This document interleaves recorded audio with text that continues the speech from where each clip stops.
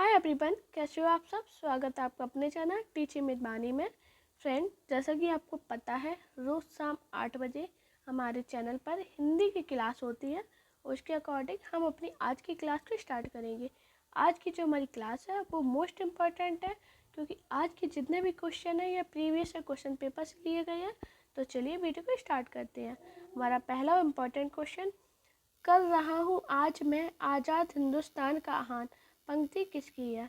ये अलग अलग पेपरों में 2 से 3 बार पूछी गई है कि कर रहा हूँ आज मैं आज़ाद हिंदुस्तान का आह्वान, पंक्ति किसकी है। तो आपको याद रखना है, इसका राइट आंसर है बच्चन। ये जो पंक्ति है ये बच्चन की है और काफ़ी ज़्यादा इम्पोर्टेंट और फेमस पंक्ति है।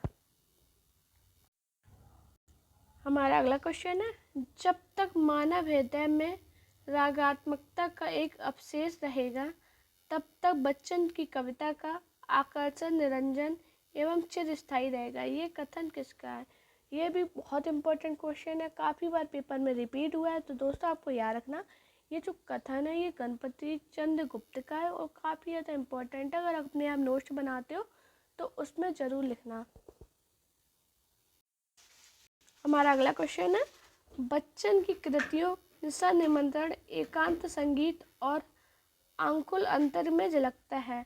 तो दोस्तों आपको याद रखना, जो बच्चन की कृतियाँ निशा निमंत्रण एकांत संगीत और आकुल अंतर में जो झलकता है वो झलकता है विषाद। ये पेपर में पूछा गया था, काफ़ी इंपॉर्टेंट क्वेश्चन है। हमारा अगला क्वेश्चन है, बच्चन की कविताओं में विषाद का प्रमुख कारण क्या है। तो दोस्तों आपको याद रखना, जो बच्चन की कविता थी उसमें जो विषाद का प्रमुख कारण था वो था उनकी पत्नी की मृत्यु। ये काफ़ी इंपॉर्टेंट है, बहुत बार ये पेपर में पूछा गया। जब पेपर में डीप में जाते हैं तो ऐसे क्वेश्चन बनाए हैं एग्जामिनर ने। और मैंने आज जितने भी आपको क्वेश्चन लिए ये प्रीवियस क्वेश्चन पेपर से अलग अलग प्रीवियस पेपर लिए थे जिसमें ये क्वेश्चन पूछे गए थे, काफ़ी ज़्यादा इंपॉर्टेंट है ये। फ्रेंड, अगर आपको मेरी वीडियो पसंद आए तो वीडियो को लाइक कीजिए, चैनल को सब्सक्राइब कीजिए और अपने दोस्तों के साथ वीडियो को शेयर कीजिए। सभी लोग वीडियो के अंत में ये ज़रूर बताना कि आज की क्लास आपको कैसी लगी है और अगली क्लास आप किस टाइप की चाहते हो। तो मुझे कमेंट जरूर करना, जिससे मुझे एक आइडिया लगे कि आप कैसी क्लास चाहते हो। हमारा अगला क्वेश्चन है, बच्चन के काव्य संग्रह सतरंगिनी और मलयामिनी किस प्रकार के काव्य है। तो आपको याद रखना, जो बच्चन है इनके काव्य संग्रह सतरंगिनी और मलयामिनी के जो काव्य है ये प्रेरणा काव्य है। ये भी इम्पोर्टेंट है, पूछा गया है 1 से 2 बार पेपर में।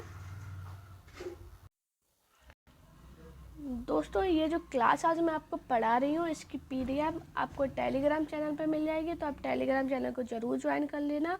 चैनल के अबाउट में उसकी लिंक मिल जाएगी, तो आप जाइए चैनल को ज्वाइन कीजिए। उधर पे मैं आपको पीडीएफ सेंड कर दूँगी, आप बस इधर पे पढ़िए। लेकिन अगर फिर भी आप अपने रिटन नोट्स बनाते हो तो ज़रूर कुछ क्वेश्चन है इम्पॉर्टेंट है, मैं आपको बता दे रही हूँ, तो वो अपने नोट्स में लिख लीजिए।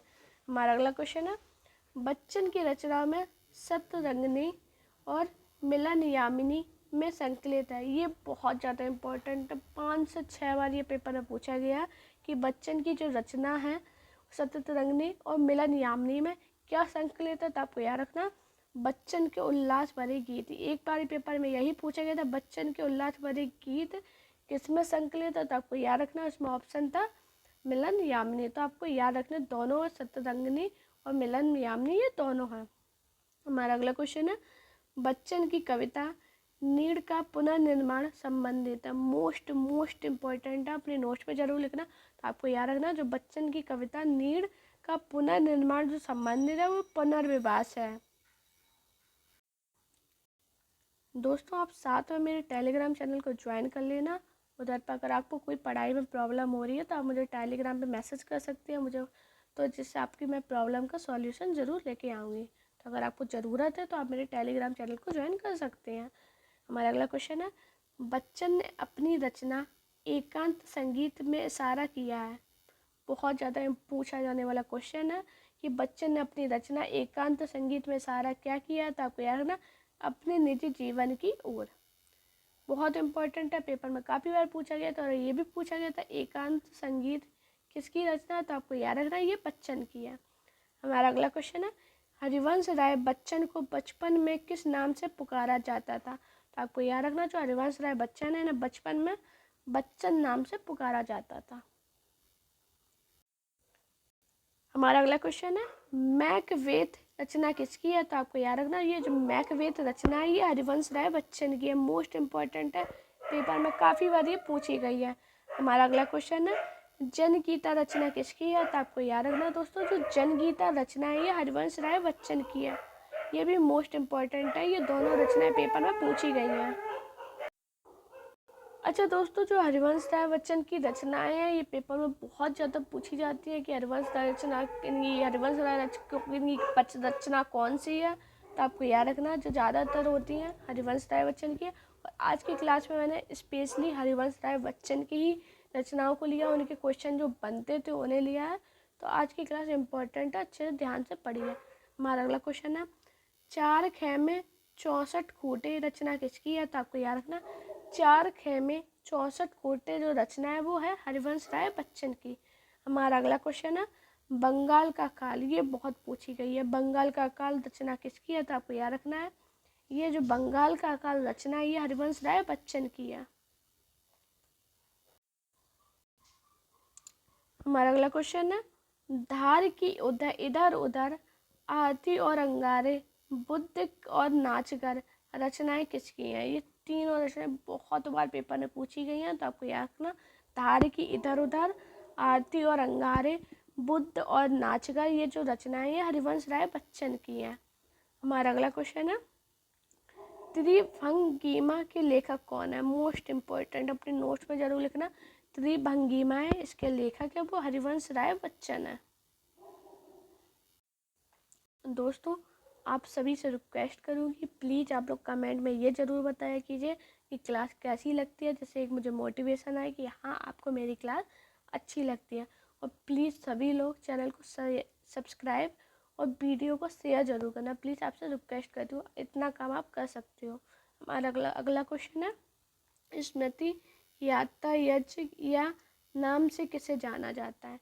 तो आपको याद रखना जो स्मृति यातायात के नाम से जाना जाता है वो है हरिवंश राय बच्चन की आत्मकथाओं का। मोस्ट इम्पॉर्टेंट क्वेश्चन है, पेपर में पूछा गया और बहुत ज़्यादा इम्पोर्टेंट है, तो आप इसे बहुत अपने नोट्स में ज़रूर लिखना और बहुत ध्यान से पढ़ना। हमारा अगला क्वेश्चन है बच्चन की मधुशाला मधुबाला और मधुकलश रचनाओं का पर प्रभाव है। तो आपको याद रखना जो बच्चन की मधुशाला मधुबाला और मधुकलश जो रचनाएं हैं इस पे उमर खयाम की रुबाइयों का प्रभाव है। और इधर से ये क्वेश्चन ये भी बना मधुशाला मधुबाला और मधुकलश ये रचनाएं किसकी है? तो आपको याद रखना ये भी बच्चन की रचनाएं। वैसे दोस्तों मैंने रचनाओं की एक सेपरेट क्लास आपको पढ़ाई है, जिसने नहीं पढ़ी है तो वो उस क्लास को ज़रूर पढ़िए, बहुत ज़्यादा इम्पोर्टेंट है। और उसकी पीडीएफ मैंने टेलीग्राम चैनल पर डाल रखी है, तो आप उसे जाइए एक दो बार रिवीजन करोगे। सभी की रचनाएं ऑलमोस्ट जितनी पेपर में ज़्यादातर पूछी जाती है वो मैंने सभी पढ़ाई है, तो ज़रूर उस क्लास को देखना। हमारा अगला क्वेश्चन है कौन सा कवि हरिवंश राय बच्चन का प्रतिद्वंदी कवि नाम माना जाता है? तो आपको याद रखना है कौन माने जाते हैं, रामधारी सिंह दिनकर। ये भी इम्पोर्टेंट क्वेश्चन है, पेपर में पूछा गया है। हमारा अगला क्वेश्चन है डॉक्टर नगेंद्र ने हालावादी कविता के नाम दिया है, तो किसे दिया था? व्यक्ति प्रेम की कविता को। ये पेपर में पूछा गया था कि डॉक्टर नगेंद्र ने हालावादी कविता को क्या नाम दिया है? तो क्या दिया? व्यक्ति प्रेम की कविता। मोस्ट इम्पोर्टेंट क्वेश्चन है ये। हमारा अगला क्वेश्चन है प्रवासी की डायरी संस्मरण किसका है? तो आपको याद रखना जो प्रवासी की डायरी संस्मरण है ये हरिवंश राय बच्चन का है। और जो प्रवासी के गीत किसकी प्रसिद्ध रचना है? तो ये है नरेंद्र शर्मा की। इधर पे आपको कन्फ्यूजन बनता है कि प्रवासी की डायरी और प्रवासी के गीत, तो इधर इसीलिए मैंने दोनों क्वेश्चन को साथ में लिया है जिससे आपको कन्फ्यूजन ना बने और पेपर में पूछा जाए क्वेश्चन तो आपका सही हो। क्योंकि आज के टाइम पे पेपर को बहुत घुमाया जाता है, ऐसे क्वेश्चन बहुत बनाए जाते हैं जो नाम मिलते जुलते होते हैं। तो आपको याद रखना जो प्रवासी की डायरी संस्मरण है वो हरिवंश राय बच्चन का है, लेकिन जो प्रवासी के गीत रचना है वो है नरेंद्र शर्मा की। हमारा अगला क्वेश्चन है किस कवि ने अपने आप को छायावादी सूक्ष्मता से अलग रखा है? तो किसने रखा है? हरिवंश राय बच्चन ने। हमारा अगला क्वेश्चन है हरिवंश राय बच्चन ने प्रथम बार जीवन और मानवीयता के प्रति अपने पूर्ण भावों की वाणी किस कृति में दी थी? तो आपको याद रखना है जो ये कृति थी उसका नाम था प्रणय पत्रिका में। हमारा अगला क्वेश्चन है, आत्म परिचय कविता किस संग्रह से संग्रहित है? तो आपको याद रखना जो आत्म परिचय कविता है ये निशा निमंत्रण से संग्रहित है। हमारा अगला क्वेश्चन है, आत्म परिचय कविता की शैली है? तो आपको याद रखना जो आत्म परिचय है इसकी जो शैली है उसका नाम है गय एवं आत्मकथात्मक शैली। दोस्तों वीडियो पसंद आई हो तो वीडियो को लाइक कीजिए, चैनल को सब्सक्राइब कीजिए और अपने दोस्तों से इस वीडियो को शेयर कीजिए। साथ में आप मेरे टेलीग्राम अकाउंट टीचिंग विद वाणी और मेरा इंस्टाग्राम अकाउंट वाणी शर्मा ऑफिशियल दोनों पे मुझे फॉलो कीजिए। अपना प्यार और सपोर्ट चैनल पर इसी प्रकार बनाए रखिए। Thank you guys for watching this video.